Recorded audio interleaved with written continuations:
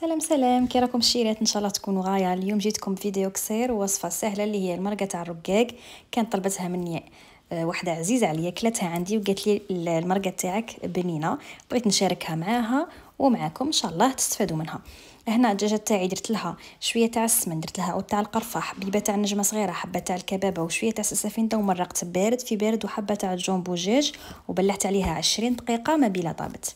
هنا رحت درت على جهه واحده اخرى مغرف تاع السمن، درت فيها حبه صغيره تاع البصله غابي، وهنا فخات تاع دجاج زياده وملحته شويه باسكو راني دايره حبه تاع الجامبو في المرق اللي غادي من بعد نرمو به.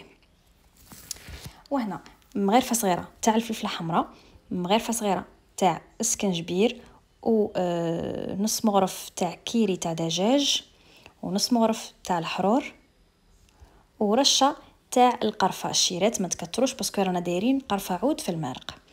هنا بالنسبه اللي ما بغاتش دير كيفي دجاجه ومن بعد تحمرها، عندها طرف تاع الدجاج ترمي ديريكت هكا، ودير هنا الجامبو ودير هنا الكبابه ودير هنا العود تاع القرفه خطره واحده صح.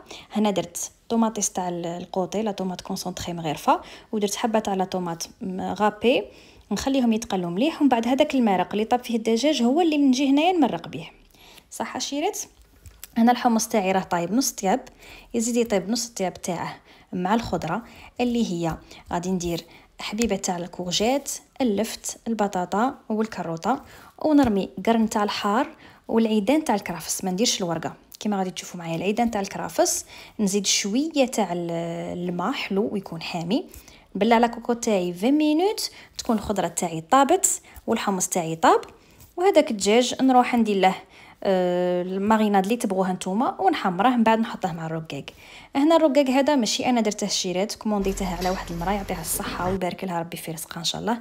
الرقاق تاعها بزاف شباب، ما بقى لي غير نبشش هذاك الرقاق في الطبسي تاعي ونحط عليه هذيك الخضره وهذاك الدجاج ونكون كملت الوصفه تاعي.